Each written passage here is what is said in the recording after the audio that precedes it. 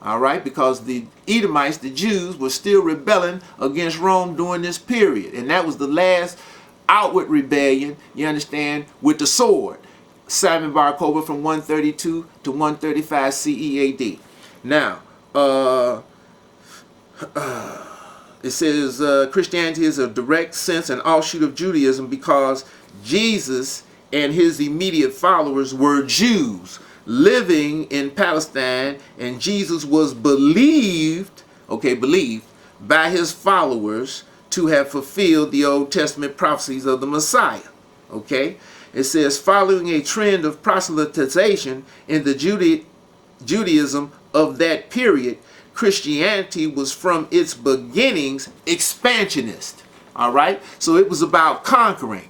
You follow me? It was about conquering, getting more territory, getting more power, which is the prophecy over we read in previous shows in Daniel chapter 11, verse, what is it? When it says so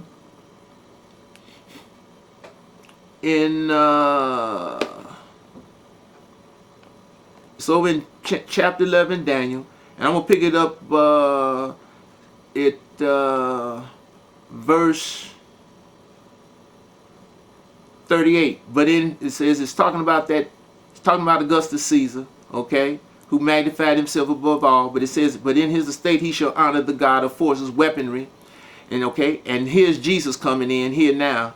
You understand? And a God whom his fathers knew not shall he honor with gold and silver and with precious stones and pleasant things. Now this is during the time of Constantine. It's done left Augustus. And when you get to verse 39, it says, thus shall he do in the most strongholds with a strange God, whom he shall acknowledge and increase with glory. See, that's the starting to rise, and from expansionist desires starting to rule. And as we see here in verse 39, and he shall cause them to rule over many and shall divide the land for gain. Cause them to rule over many. Expansionists. This is the rise of Christianity, okay, from the time of Constantine coming on up, okay. Now, so we can see that there. All right. Now, when you go over here again,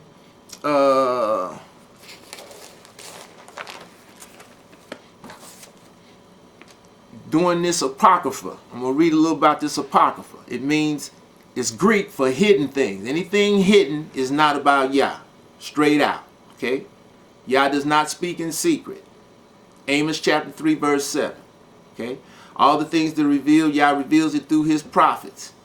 His servants, the prophets. He doesn't hide anything. Like it says in Isaiah chapter 51, Yah says, hearken, you understand, all in whose heart, you understand, is Yah's law. Okay? He says, hearken unto me.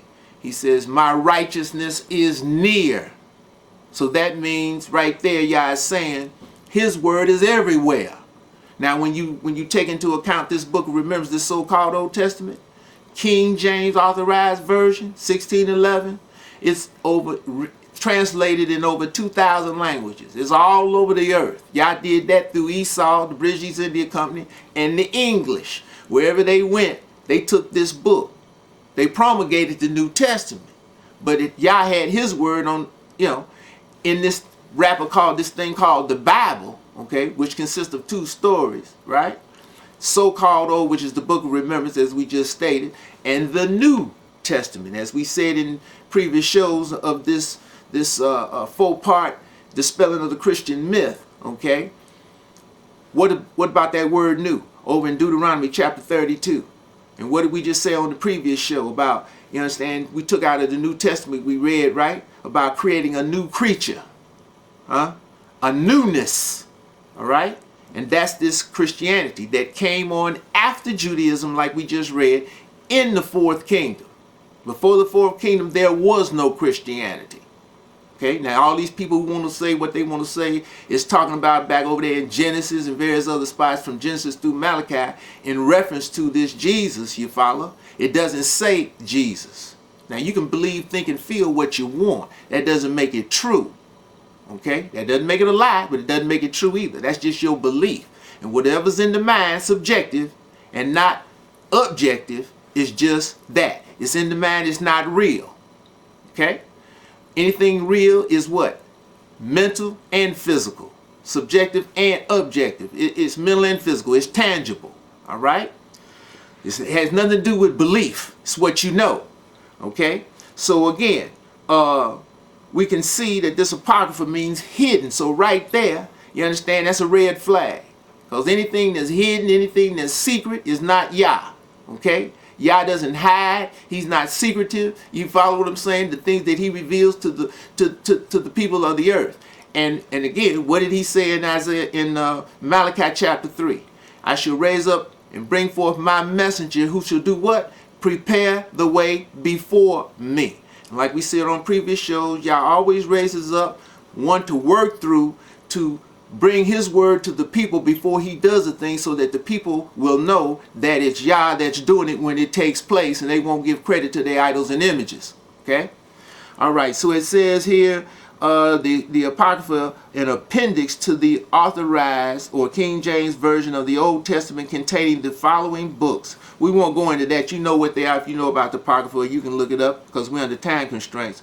But I'm going to drop down here where it says Protestants follow Jewish tradition in treating these books as uncanonical. Okay? For Jewish and Christian works resembling biblical books, but not included in the Western of the Hebrew canon, sometimes called Apocryphal, pseudepigrapha. Okay? So that's that there. Now,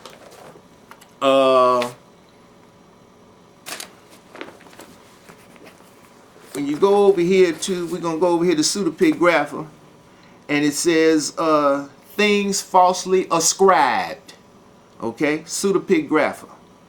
Uncanonical writings of a biblical type, usually of spurious date and authorship. That's why we just read earlier. They don't know when these books were written. They can't give you a date because they didn't give you a date because they were written later. What?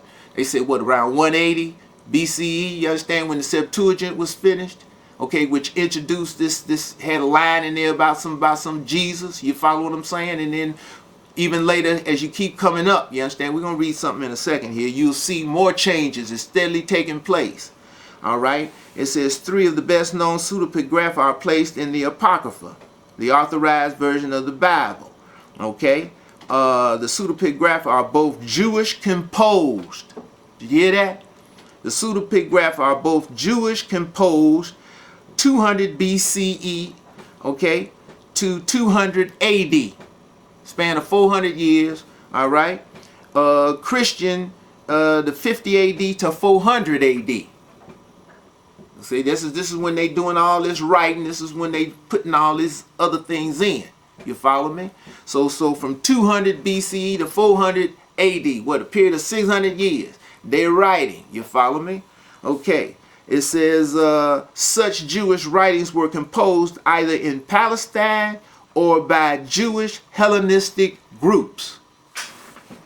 Okay, now we got another piece here. This is out of the Oxford Bible. That's basically the main purpose of it is for historical value, because they've, done a lot more tampering and tampering with key spots in this Oxford Bible. But for the historical value, it's real good. Okay, and they got some history back here. We're gonna read just a little bit of it. It says Southern Palestine. Okay, Southern Palestine. Okay, that's the land. That's the territory of Yehuda, south of Jerusalem.